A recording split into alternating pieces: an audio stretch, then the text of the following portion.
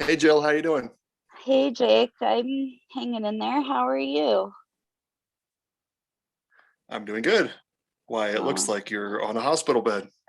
well, that's because I am. I had surgery today, as our listeners may remember, and I've talked about it on our shows recently and stuff. I had a mastectomy, a prophylactic bilateral mastectomy, in January. I did this so that our that so that my my I wouldn't get breast cancer. It significantly reduces your odds of getting breast cancer. And yeah, when at the time you and I recorded an episode from the hospital, and I had been able to get implants that day. And sometimes they're able to do that. You go direct to implant at the same time of your mastectomy. It saves a surgery, and it just is generally pretty good all the way around. Well, I ended up 8 days later. I noticed, well, this had been brewing for a while. I had a fever and I was getting really sick, and I had on my right side, I had this red streak that was just crawling everywhere. And I went in, well, and I have these fancy little drains that they leave in so that you don't get hematomas or seromas. It collects fluids so that that won't so the fluid won't cause an infection. There's a lot of different things that these little drains of wonder do, but do you want to see them? Kind of. Okay. My nurse came in and we just emptied them, but so they're not quite as gross. But this is a JP drain, and they collect fluid. Right now, it looks Full pretty of Kool-Aid. bloody. Yeah. That's gross Kool-Aid. But anyway, it looks really bloody right now because it's a fresh wound. But in January, when I had my surgery, these started to get really pussy. They looked pretty bad, and it was really gross. And ugh. Anyway, I ended up having to get my implants removed 8 days after they were put in. And it was an emergency surgery, and it was MRSA. It ended up being a MRSA infection. And if you don't know what MRSA is, it is, let me get the name of what it means. It is called methicillin resistant Staphylococcus aureus. What that is a staph infection that is resistant to most antibiotics. It's a super bug, and those are terrifying. They're hard to treat. They're just, they make you really sick. And I'm really very fortunate that it didn't end up in my bloodstream as much as it could have. It took a long time for that to clear up, because one of my doctors, um, just figured that I had had a wound infection, which it was, but he was prescribing the wrong antibiotic for it. He would just call it in because COVID makes things a little more difficult and tricky. But so we didn't swab it at the time. And when I saw, this was my general surgeon, not the plastic surgeon that did my surgery today, but when I saw him the other day, we just wanted to kind of touch base before I had this procedure today. He goes, I have never felt more sick over something like this. Like, I missed it. And he said, he apologized profusely, but it's just one of those things. And, he's got hundreds of patients, and I don't hold him responsible for that. So let's just get that out of the way. He's a fantastic surgeon and doctor. But that is why I had to get my implants removed and get some implants replaced today. And that is what I did today. I had a breast reduction, or not reduction, sorry, it's the dilaudid talking. Breast replacement. Reconstruction. So I've had a lot of people, and this is something I wanted to touch base on,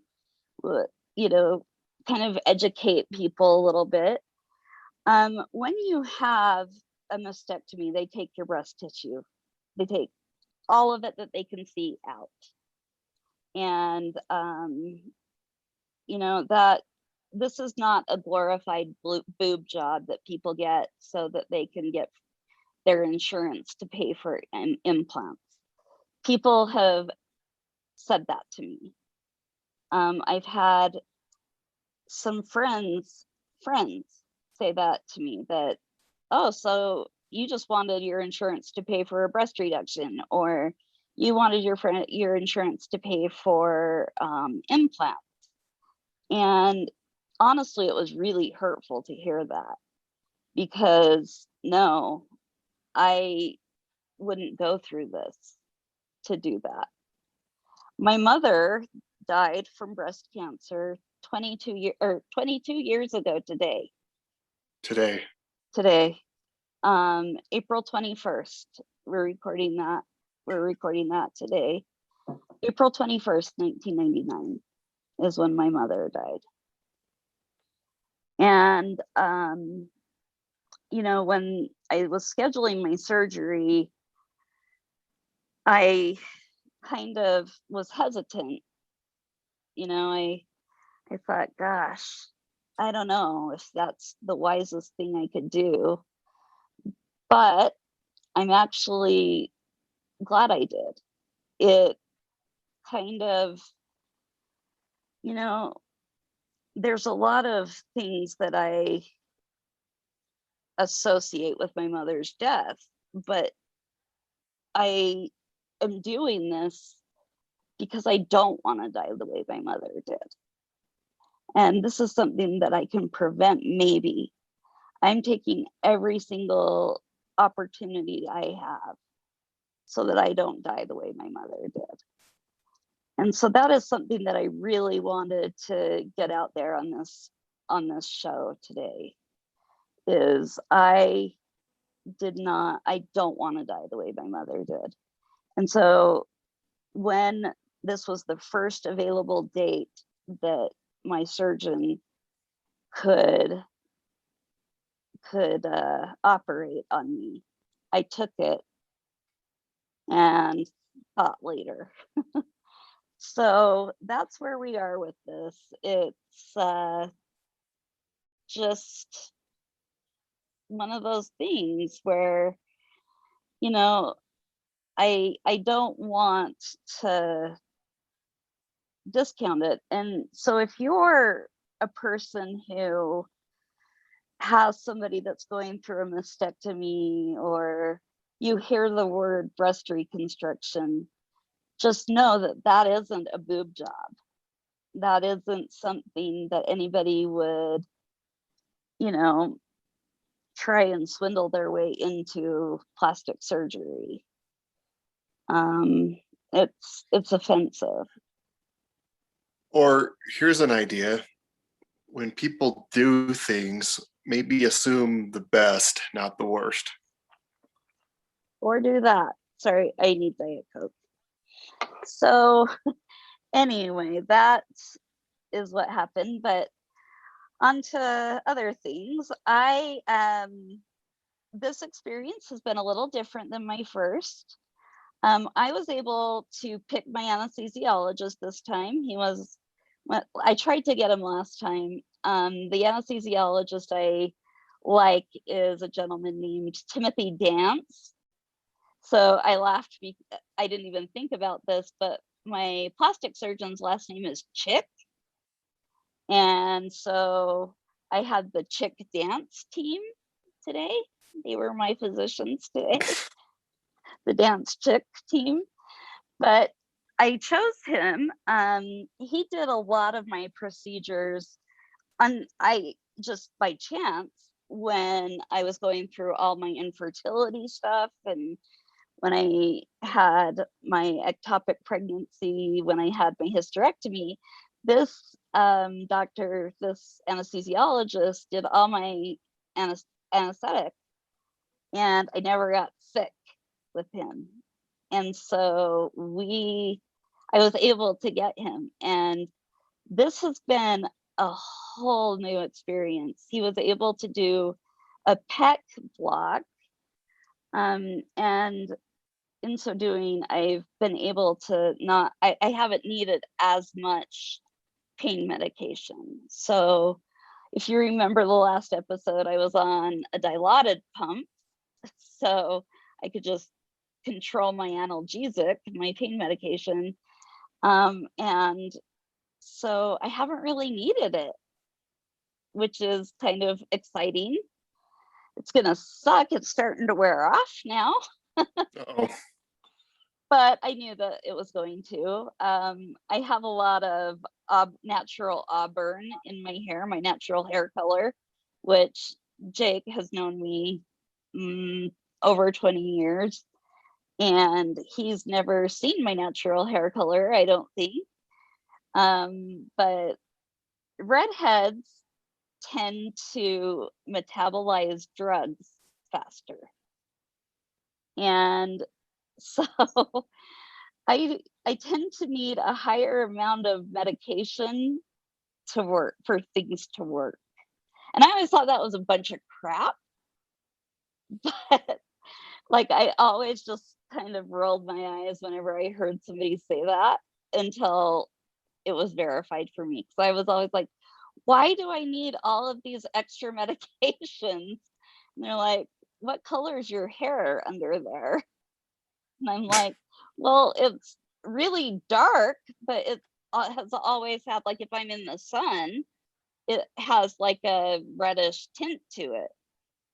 And like, sure enough, there's a picture of me when I was a little girl, when I had a big old curly fro. And yeah, there's a lot of red in it. I'll post it on our Insta. just like Little Orphan Annie. I did. That people used to always say, Mom, like I remember being at like a fabric store with my mom when I was little, and this little girl, this is one of my earliest memories. This little girl kept going, Mom, it's Annie. You could be Orphan Annie for Halloween. You just have to somehow remove your pupils. My pupils. Why didn't she have pupils? Because she's a day walker. I don't know. Huh. Alternate theory. I've never noticed. Maybe that could be part of our book, like a secret understory of Little Orphan Annie about how she really a day walker, but frauded Mr. Honeybuckets or whatever his name was, Daddy Warbuckle or whatever his name was. Daddy Warbucks. She defrauded Daddy Warbucks. What? That's a good idea, Fatty Jake. Arbuckle, whatever the guy's name was. Daddy Warbucks. Oh, I've got a little halo head. Oh, look, Jake, you're... I can't say it. Jesus? I don't want to piss people off. I don't care. I'm Jesus. Jake. He's a person. Jake. Yeah, but you're not. He's you're a person. Sacrilegious, Jake. Because I think Jesus has a sense of humor. He does. I'm positive of it. Otherwise, why would I be in the hospital again? He's just laughing. He's It's like, like, oh, let's see what we can do to everybody on this floor. So I think it's worth it to tell people why. So we're recording right now at 9:35. Is it 9:35? 9:34. And Jake goes, how are you? Are we recording? And I was like, yeah, but I just took a walk out in the hall. Give me a minute. I have to take my pants off. I hate pants and I hate hospital gowns. So I immediately asked if they could help me put a saline lock on my IV so I could put on my own jammies. And I'm really thankful for it because I hate hospital gowns. They suck. They're you got good stupid. jammies on? Well, my jammies right now, if you're not watching the video, which we're going to put up on YouTube, but my jammies right now are snap jammies. Don't worry, I have a bra on because I have to wear a compression bra because it helps keep the swelling down. But my jammies have a snap front.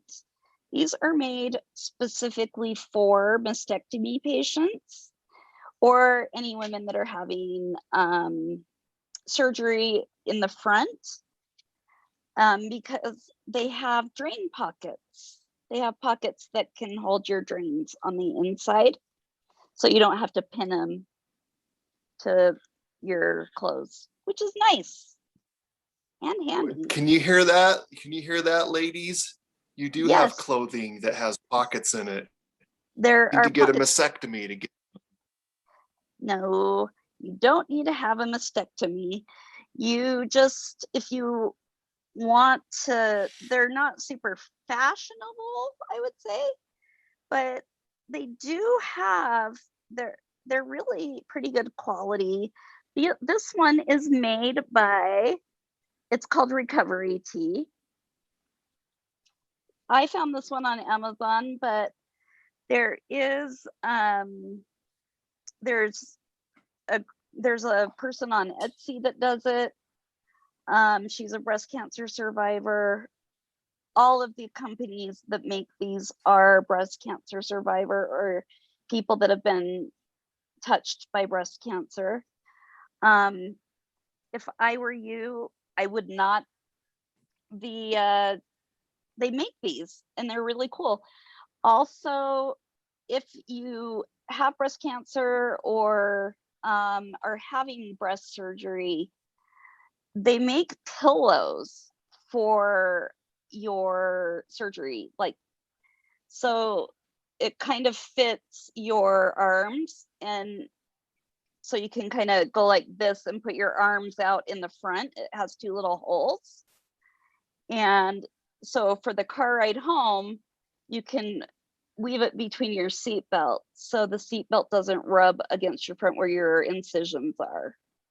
Ah, So, and it's helpful if you have children or pets that are gonna maybe jump on you. I learned this with my last surgery. We have two cats, and the needier cat of the two really was, she's very love kitty when mama has surgery and or sick.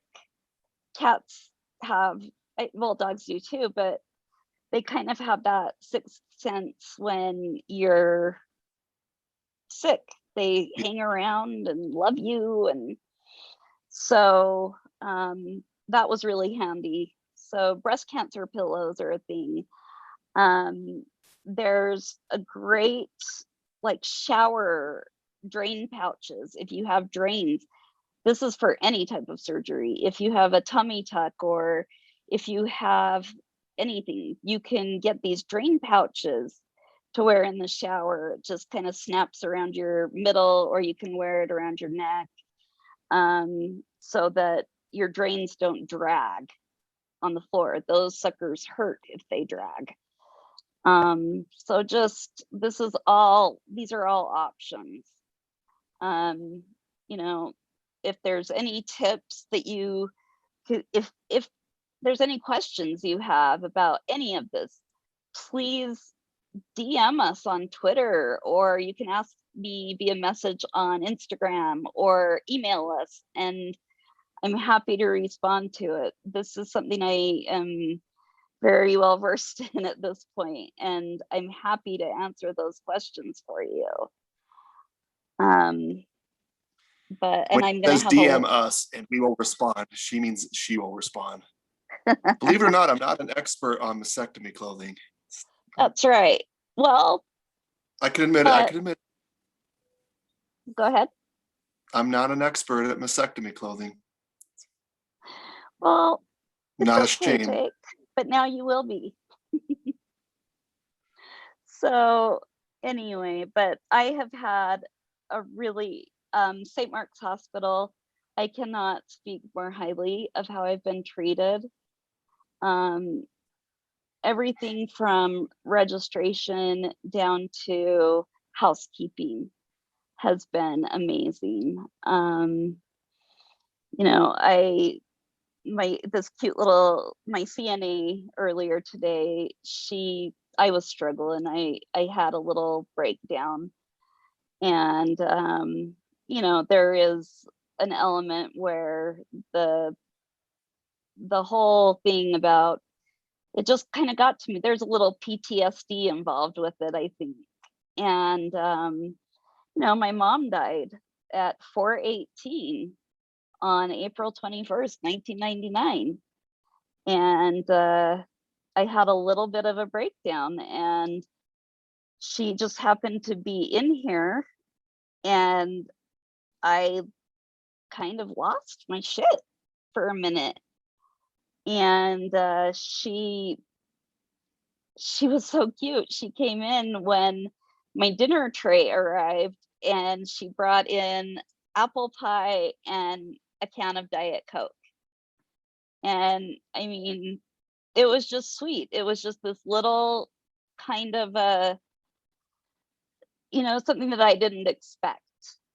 But I really had been craving Diet Coke because their Diet Coke machine was out. No. I know, those bastards. But it's okay. It's bad for you. Yeah. But I love Well, it. glad you're doing a little bit better when you get to Yeah, leave. things are good. So I appreciate you checking in with me, Jake. You've been really great.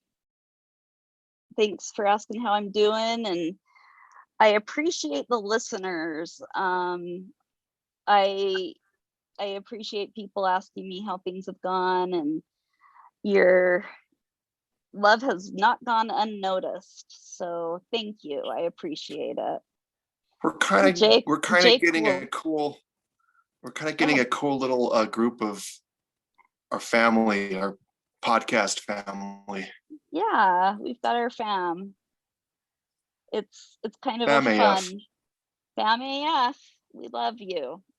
Thanks for everything, Jake, and we'll touch base with our fam AF next week.